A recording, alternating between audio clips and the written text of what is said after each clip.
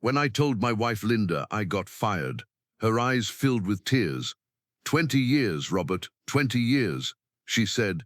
But what she didn't know was that this firing was the opportunity I'd been waiting for 3 years. My name is Robert Henderson. I'm 58 years old, and I was, or rather, I used to be. I worked at Meridian Tech for 20 years as an IT systems specialist. It might seem like a small position, but in reality, I had built the entire digital infrastructure of the company. It all started 3 years ago, when the new CEO James Mitchell arrived. He was 35 years old, MBA graduate, full of talk about digital transformation and young talents. In his first meeting, he said, older employees are slowing down our company. From that day on, he started targeting employees over 50. First, they let Margaret from accounting go, then sales manager Frank. Each time they used restructuring and cost optimization as excuses. I was quietly watching and preparing. For 3 years, I had been placing secret backdoors in every company system. Passwords only. I knew. Files only I could access. Was it legal? Debatable. But I had built these systems for 20 years. I managed them. I also had access to James's and other young executives' emails. As system administrator, this was my job, and I had learned what dirty games they were playing. Illegal bonuses, fake invoices, even taking bribes from some customers. I had documented everything, but I hadn't acted yet. I was waiting for the right time. That Monday morning when James called me to his office, I knew what he was going to say.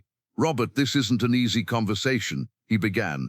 As a company, we're transitioning to a young, dynamic structure. We have endless respect for your experience. But I'm being fired, I said calmly. Your position is being eliminated, James said. Of course, we've prepared a generous severance package. The package was indeed generous. 6 months' salary, but I was going to retire in 2 months. I was losing that retirement package. I understand, I said. When? Today is your last day. Pack your things. The IT department will take over the systems from you. I smiled. The IT department, 3 kids, 25 years old. They thought they could understand the systems I had built over 20 years. That evening when I got home, Linda was cooking dinner in the kitchen. In our 32-year marriage, I had always been honest with her, but this time would be different. I got fired, Linda, I said.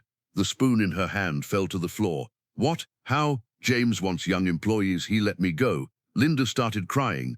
20 years, Robert. 20 years you worked loyally. This isn't fair. I know, I said, trying to calm her down, but maybe it's better. Now I can rest. Linda didn't know, but I didn't want to rest. I wanted revenge. The next day while I was sitting at home, the phone started ringing. From Meridian. The first caller was Alex from the IT department. Robert, bro, the servers aren't working. Do you remember the passwords? Alex, I don't work there anymore, I said. Ask James, but you built these systems. There are documents, check them. Of course there were documents, but they were incomplete. Critical passwords and access codes were only in my head. At noon, the second call came. This time it was sales manager Karen. Robert, we can't access the customer database. Orders are stopped. Sorry, Karen, I don't work at that company anymore. Please, just help this once. Tell James the young IT team will handle it. In the evening, James himself called. His voice sounded tense. Robert, I understand you're upset, but the company can't be stopped. Can you tell us the passwords? James, you fired me. It's not my problem anymore. Robert, this is unprofessional. Firing a loyal employee of 20 years 2 months before retirement was also unprofessional. I hung up the phone. On the second day, bigger problems started. The main servers had crashed. Backup systems weren't working. The company had completely stopped. This time James came to my house. I met him at the door with Linda. Robert, please, the company will go bankrupt. We'll give you whatever you want. James, you said you didn't want me. You had your young, dynamic team. Let them handle it. They don't understand the systems you built. Then maybe those systems were too complex. Let them build simpler ones. James was sweating. Robert, what do you want? Money? I don't want anything, James. I'm retired now. On the third day, all company systems had crashed. Customers were complaining. Orders were being cancelled. Daily losses exceeded 500,000. This time the chairman of the board, William Thompson, called. Robert, James firing you was a mistake. Come back, on whatever terms you want. Mr. Thompson, I'm 58 years old. According to James, there's no place for me in a modern company. James's views are personal. The company wants you back. Sorry, I have other plans. That evening I told Linda everything. how I had been preparing for 3 years, how I had placed doors in the systems. "Robert, is this revenge?" she asked. "Linda, I gave 20 years of my life to that company. They threw me away like trash. Now they want me back because I do their work. So what happens now? Now I'll teach them my real value." On the 4th day, James came to my house again. This time he was begging. "Robert, please, the company will close. 200 people will be unemployed. James, did you think about them when you fired me? I made a mistake, I apologize." "Too late, James. I'll give you whatever you want. Name it." At that moment, I decided to tell him the truth. "James, for 3 years I've been reading your and other executives' emails. I know about the illegal bonuses. I know about the fake invoices. I know about the bribes you took from customers." James's face turned white. This is illegal. You can't read my emails. I'm the system administrator, James. This is my job. And right now I've prepared a 50-page report ready to send to the FBI. Robert, please, this will finish us. Did you think about that when you tried to finish me?" James started trembling. "What do you want?" "Very simple, James. I want to return to my job, but I have conditions." "What are they?" "First, a 3-year contract, 20% raise guaranteed each year." "Okay." "Second, I'll be head of the IT department. I'll report directly to the board." "Okay." "Third, you'll resign, James. You discriminated against employees my age." James couldn't speak. "And finally, Margaret and Frank will return. They'll also be compensated." "Robert, this is too much. Then let me send the FBI report." "No." "Okay, I accept." A week later, I returned to work, but this time as IT director. I had my own office. I had a 3-person team, and in James's place sat the new CEO, David Martinez. The news of James's resignation shocked the company, but most people thought it was a mutual decision. My first job was to fix the systems. Within 2 days, I returned everything to normal. The company started working again. Margaret and Frank had also returned. Margaret was made assistant CFO. Frank was given sales directorship.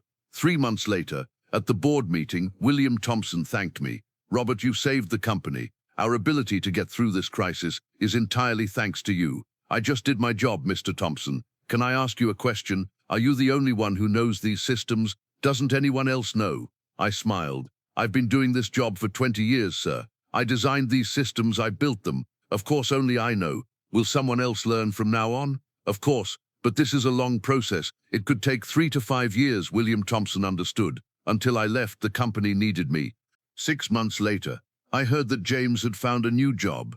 Middle management at a small startup. Half of his old salary. One day I asked Linda, "Do you regret it?" "Regret what, Robert?" "My taking revenge. Maybe I should have forgiven." Linda held my hand. "Robert, you worked honestly for 20 years. They fired you unjustly. You had to show them your real value. But were the things I did ethical? Were the things they did ethical? You just defended your own worth." When I retired a year later, the company organized a special ceremony for me. In his speech, William Thompson said, "Meridian Tech's current success would be impossible without Robert Henderson." My retirement package was perfect. In addition to 20 years of service, I also received a 3-year bonus, 5 times the severance package James had offered me. I saw James for the last time 2 years later. We ran into each other at the supermarket. He looked old, stressed. "Robert," he said hesitantly. "Hello, James. How are you? Enjoying retirement? How are you?" "I'm fine. I have a new job, small but good. I hope you're happy." James wanted to say something more but gave up. He just nodded and walked away. When I got home, Linda asked, "Who was that?" "My former boss, the man who tried to fire me." "How did he look?" "Old," I said with a smile, "and tired." Linda also smiled. Justice has been served, it seems. That evening, sitting in my garden, I thought, for 20 years, I had been a quiet, reliable employee. No one had taken me seriously. But being quiet wasn't weakness, it was strength. Because quiet people observe, they prepare, and they act at the right time. James thought I was old and useless, but experience and knowledge come with age. And sometimes it's more valuable than being young and dynamic. The greatest revenge is sometimes just showing people your real value and making them realize how much they need that value after they've lost it. James knew now, and he lived with regret every day. That was enough for me.